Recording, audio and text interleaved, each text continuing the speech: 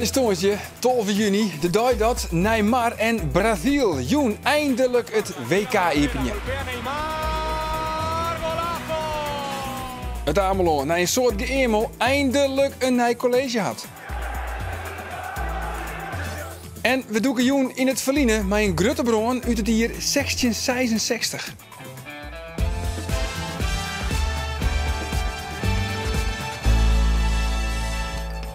Goeien, welkom bij Bient, het duistig magazine bij Omroep Friesland. De hele week al hebben we omtinkend voor Huitendag. En Joert zullen we bij een familie uit Mongolië, want ook daar vieren ze Huitendag. Nou ja, ik deed niet echt iets speciaals bij mijn vader, dat niet. Maar ja, we houden het gewoon als een feestdag, zeg maar. 9 juli, dan verdwijnen de treinkaartjes en kun je alleen nog maar met de OV-chipkaart reizigen. Treinreizigers reageren verdeeld. Oudere mensen die hebben moeite met de omschakeling en de jonge Rijn, zij zijn weer benauwd dat ze haar studentenkwarting kwijtraken. Oud-conducteur Jan Kupers van Ljouwert, al 20 jaar met pensioen. Hij vindt het spietig dat met het treinkaartje nou echt het meeste contact verdwijnt. Nog 1 keer stapt hij op de trein met zijn knieptang en verslagjouwer Henk de Biesebeek die reiziger mooi en mooi. Ik vind het zelf soms wat handiger, maar het is ook in verband met mijn korting. Ik heb Hoe bedoel je? korting bij de NS met mijn 40% kaart. Dat heb ik niet met Arriva en als ik dan een kaartje koop, heb ik het wel. Dat is apart. Ja. Het is toch ook wel een beetje traditie, toch, een kaartje? Beetje nostalgie. Ja, het een beetje wel. Dus het is wel jammer. Vooral voor de oudere mensen, die gaan net zo vaak naar de trein, denk ik. En die gaan er een keer een dag op uit. Dan is het een heel gedoe om nog zijn kaart aan te vregen. En om daar weer geld op te zetten, om in te checken. Ik denk dat het te vol is voor de mensen. En ik voor oren, ik vind het zelf ook een gedoe. Ja, een kaartje, laat het alsjeblieft bloeien. De OV-chipkaart slag dus nog net van master op. En een soort reizigers zullen het papieren kaartje missen. Oud-conducteur Jan Kuipers vindt het oost spietig dat het treinkaartje verdwijnt. Intussen alweer 20 jaar met pensioen gaat hij daarom weer rond naar het Modelspoormuseum in Snits om weer herinneringen op te heljen. Om die mooie tijd. Dit heb ik aangehouden, ja. Dit is het winterpak. Want we hier 2 pakken. We hier een simmer en een winterpak. En dit is het dikke, voel ik wel. En wij hier net een tinten. Nou, deze pet, dit is dus het vliegend wiel, dat is ja, hoe zit dat zeggen? Het spoormerk, zeg maar zeggen. Die gele baan, dat houdt in dat er hoofdconducteur is. En die ster die houdt dat aan. Hoe zou een ster? Een ster, ja. Ja. Want een leerlingconducteur, die hier 2 liedjes sterkes. En letter, als je dan hoofdconducteur bent, dan krijg je een grote ster. Nou ja, die komen daarop natuurlijk, hè. En ik heb zo'n kriegen van die gouden bandjes hier. Dat weer dan ook het uniform, zeg maar zo. En een rode band, hè. Zo'n rode band, hè. Dat weer dan weer is alles nou. Dat is dus echt een uniform bij status. Ja. Hier nog wat verantwoording. Dat viel je net, maar het weer er wel. Hoe bedoel je? Want je weer de chef van de trein. Dus als er oren conducteur, dan moest je alle in de gaten houden. Ik met het vertrek zijn, hier we toen nog. Hè. Wist wel, en hier is een rode band om. Dan kon een rode band om, dan kon ze zien waar de hoofdconducteur weer. Nou, en klaargeven van achter, alle waarden die moesten nog sluiten worden. Nou, helemaal niet aan die haak, met die haakjes en zo. Dat weer een heel werk. Ja, het weer wel druk werk, maar wel mooi werk hier in contact met de mensen. Hoor. En dat is nou helemaal voort, vind ik zelf. Er is nou niks meer om. Nou, als ik van jou naar Snits ging, dan waren wij altijd, wij stapten in de trein, we gingen direct controleren, alles wat goed weer. Nou, en dat doen ze nou net. Er komt heel nog een mens. Alleen nog op een NS-lijn, dan wel, maar die Arriva, dat is vind ik wel waardeloos. Het is moeilijk, de rot dat ik dat zeggen, maar het is wel zo. Omdat ze net controleren? Nee, ik controleer helemaal. Er wordt zwart reizen om en nacht. Dat kind toch net ook. Denk je nog wel eens mij, wie moet steeds meer aan de tijd waarom dat je ook conducteur is? Ja, ergens wel, ja. Ergens wel. Ja, het weer veel mooier. hier vol met contact met de mensen. En we konden wel eens bij je zitten en dan krijg je verhaaltjes en zo. Ja, dat vind ik wel, dat weer prachtig. No? Conducteur, maar je lijkt een muntje, weet je wel. Er kwam nu zo'n tasje, er kwam een muntje. Zo. Al die dingen, die vind ik wel leuk. Ja, dat weer wel leuk. Ja. Zou je het nog een keer doen willen? Het kaartjes knippen? In de oude tijd wel, ja, maar nou, deze tijd niet. Zullen we toch eens bezoeken? Ja. Ja, je kunt wel bezoeken. En samen met oud-conducteur Jan Kuipers nog 1 keer de reizigers bij ons om het treinkaartje te knippen. Voor de laatste keer. Goedemiddag. Goedemiddag. Wel kaartje even zien. Ja, dat zeker. Dat kan. Wat? Dat is definitief. 9 juli verdwijnt het papieren treinkaartje, maar daar komt de eenmalige chipkaart voor in de plaats. En wat houdt dat in? Eigenlijk is het systeem van de eenmalige chipkaart precies hetzelfde als het papieren kaartje. Het enige verschil daarvan is dat je ermee moet in- en uitchecken. Net zo als met de overchipkaart. Ik vergeet altijd in en uit te checken. Oh ja? En dus gaat Van Kuipers met deze treinreis het boek dicht. Ja, ja, ergens vind ik wel jammer natuurlijk. Want het is hier wel een mooi beroep trouwens. Ja, dat vond ik wel. Maar mensen omgaan er altijd mooi, hè? Dronken of net, je had al je nek. Dan komt je collega De Boer komt er ook al horen zeggen. Oh ja, jee. Hoe dacht je oud-collega Kuipers het? Nou ja, net als vroeger. Ik bedoel, ik herken eigenlijk alles wel weer. De stabiliteit in de trein, dat is toch iets wat je mee hebt gekregen vroeger. En na zoveel jaren herken ik dat nog weer als geen ander. Nou vindt Kuipers het heel spietig dat het kaartje verdwijnt. Wat vinden jullie ervan? De chipkaart, ik denk voor de generatie, jonge generatie en onze mensen is het best een gemakkelijk middel om te reizen. Ik denk dat wat oudere mensen moeten daar nog doorheen door dat proces. Ja, oké. Bedankt. Ja, ik vind het wel een goede verandering. Want hoef je ook niet steeds te haasten om een kaartje te halen. Zo gewoon in- en uitchecken. Dat is wat duidelijker ook voor iedereen, denk ik. En bevalt dat, de chipkaart?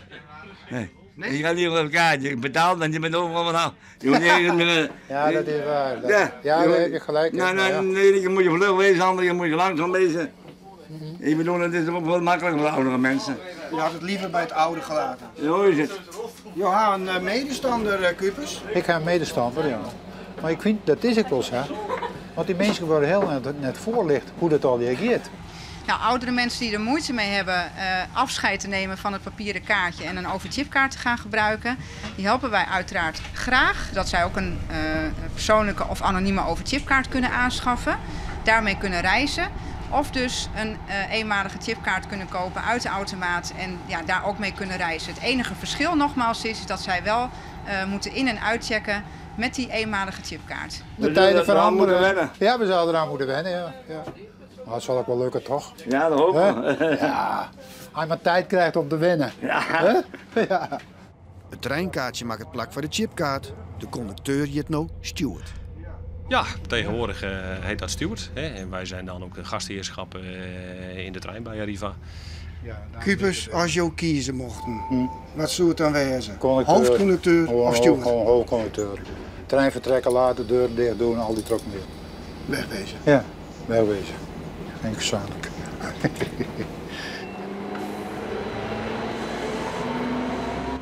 Ja, het verdwijnen van het treinkaartje dus op 9 juli en de meetings zijn verdeeld.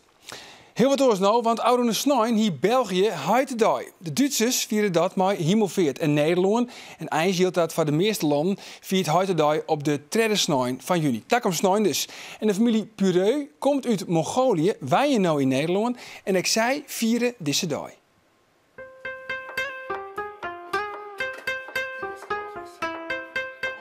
Vier wielien vlechten het gezin Pureu vanuit Mongolië naar Nederland. Heid Bor zucht het daar net meer zitten. Hij is chauffeur en houdt het net meer uit in haatstad Ulaanbaatar. Миний болон манай гэр бүлийн амьдрал цаашаа нэг сайн сайхан явах баталгаагүй болсон. Тэгээ одоо бидний амьдрал мөнгөтэй баян чинэлэг хүмүүс одоо дарамтлах болсон. Манай их нэрийг надад тэгээ Монголын амьдрал яг тэнд амьдрахад маш хэцүү болсон учраас бид ямар нэг улс руу цагаачлахыг хүссэн. Twee Nederland гэдэг бас ирсэн юм. Bor weet dat alles goed gaat voor de 4e keer uit. Ze weet al dat het een jonkje wordt en daarmee komt zijn weesk van 2 famkes en 2 jonkjes uit. Als grutske heid budget heitedai een soort farm. Монголд бол жил болгоны 8 сарын 8-нд аав нарын баяр болдог. Гэхдээ энэ баяр бол одоо баяр эхлээд хэрэгжиж эхлээд одоо нэг 7-8 жил болж байгаа. Аав нар бол өөрсдөө гэр бүл дотроо хүүхдүүдтэйгээ гэр бүлээрээ оройны хоолой нэг гоё хоолны газар очиж идэх. Нэг бол бөөнөрөө гарч хоолны зураг авахуулах зэрэг арга хэмжээний зохиодог л доо. Ер нь Монгол тэр баярыг би нэг 2-3 жил мэдэх бах энд ирэхээс өмнө. Тэгэхэд бол яг аав нарын баяр бол гоё л бол яг шинэ баяр гэдэг утгаар их гоё болсон. Аав нар бүгд өндөр сэтгэгдэлтэй тэр баярыг хүлээж авсан. Ayundari is 14 en de oudste van het gezin. Zij had heitedai in Mongolië nog bewust meemaken. Op die dag hielden we wel gewoon gezellig met elkaar. En nou ja, ik deed niet echt iets speciaals bij mijn vader, dat niet. Maar ja, we houden het gewoon als een feestdag, zeg maar. Het gezin is uitgeprocedeerd en mat waarom naar Mongolië. Dat zal niet eerder als na de gezinsuitbreiding gebeuren. Ayundari had geen nocht om waarom te gaan naar Mongolië. Ik vind het wel jammer dat we terug moeten. Want ja, ik heb daar wel 10 jaar gewoond. In Nederland heb ik al 4 jaar gewoond. En ik kan wel gewoon Nederlands praten, vind ik. En ja, ik zou het wel heel jammer vinden als ik terug naar Mongolië moet. Want ja, ik heb hier veel vrienden gemaakt. Ik heb daar ook wel vrienden. Ja, ik had wel vrienden, maar ik heb nog geen contact. Dus ik zou het wel heel erg jammer vinden.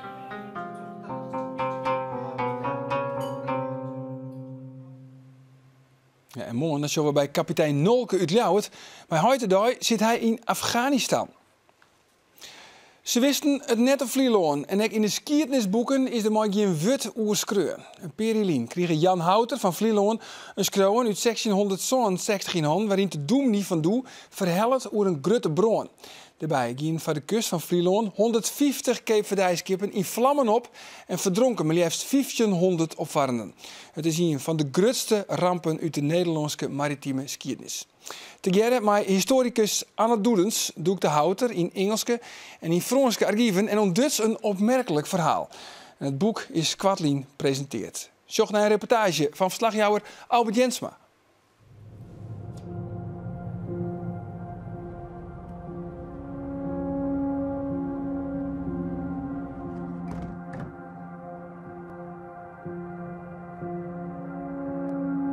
Hij heeft straks een mooie plek, een mooie historische maritieme plek om dat te doen.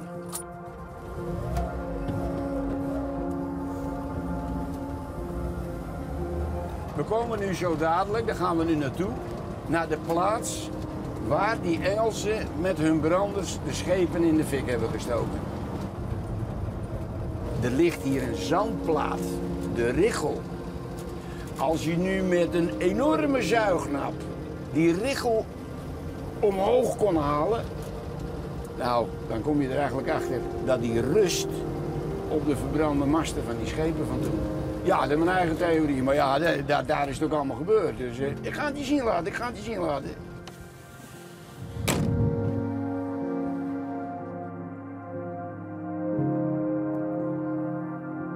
Ik kreeg op een gegeven moment van een student een boekje te zien. En daar stond bovenop de Engelse Furie. En dat was geschreven door dominee Esaus den Husse van Vlieland. Ik zei, wat krijgen we nou, man? Uit 1667 geschreven. Nou, ik zit erin te bladeren en daar staat allemaal een heel verhaal in. Een ooggetuigenverslag van wat er hier gebeurd is bij Vlieland.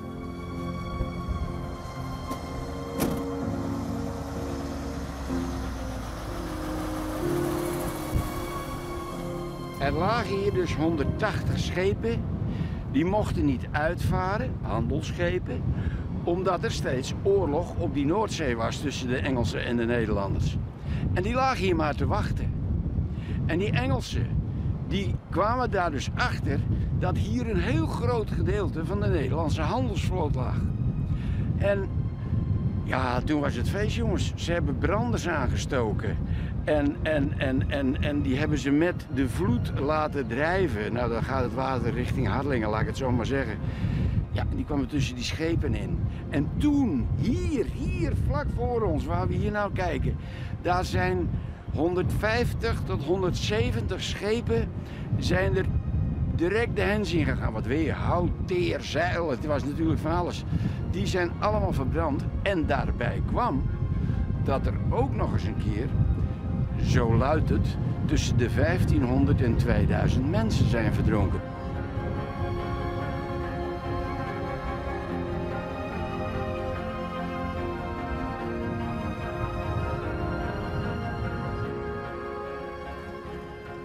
Niemand had ooit dat boekje van die dominee de Nussen gelezen, want dat lag toevallig, vonden ze dat in oude historische archiefstukken terug. Dus die dominee heeft dat toen wel beschreven in 1667. Nou, en daar heb later nooit meer een hond naar gekeken. We zijn geweest naar het Nationaal Archief in Engeland, het Maritiem Archief in Engeland, het Nationaal Archief in Frankrijk, naar Duitse archieven, Nederlandse archieven. En gaandeweg kwam er van alles bloot. En vooral in die buitenlandse archieven vonden we zulk mooi historisch materiaal terug. Dat was te gek. Daar hebben we eigenlijk toch wel, met ook de Nederlandstalige stukken, precies ontdekt wat er dus is gebeurd. Wat de bedoeling was, wat de raid naar Vlieland was. Dat platbranden van. En uiteindelijk, toen ze Vlieland dus niet konden bereiken, zijn ze dus de dag erop, de 20e augustus, zijn ze naar Westerschelling gegaan. Op de plek die nou nog de Engelse Hoek heet, zijn ze aan land gegaan met 1200 man. En hebben toen Westerschelling totaal plat verbrand.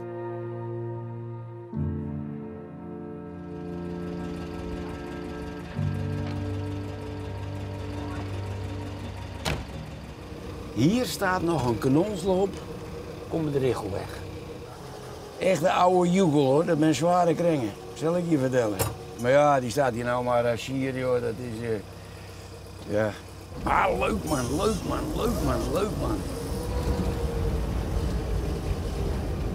Dit is de kerk waar dominee Den Hussen eigenlijk de grote prediking heeft gedaan op 20 augustus 1666 ter nagedachtenis van al die zeelieden die op 19 augustus hier allemaal verdronken zijn. Hij is degene geweest die dat boekje geschreven heeft. En zo zijn we erachter gekomen.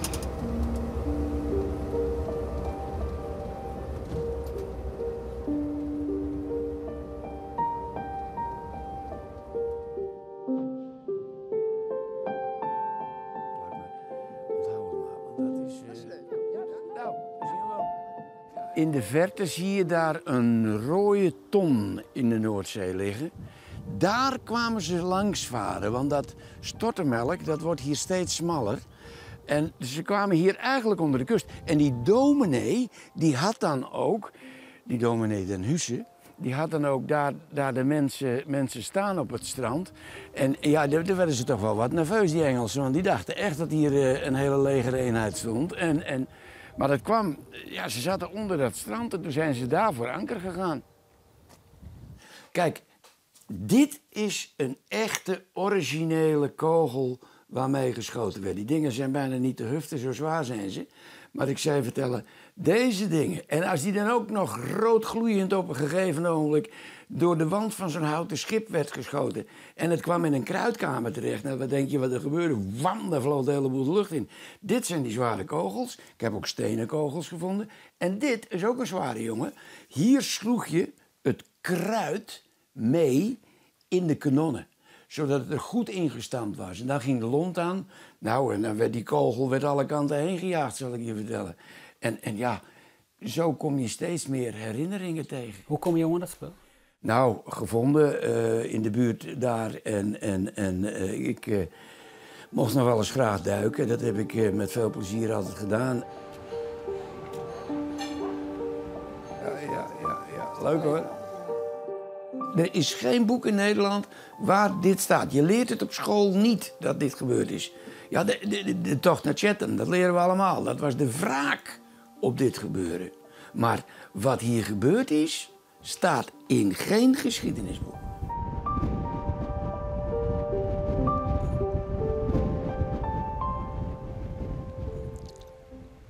Het boek 1666, De ramp van Vlieland en Terschelling, is kwartlien uitkaam. En ook is er een bennenboek hoe de ramp maken.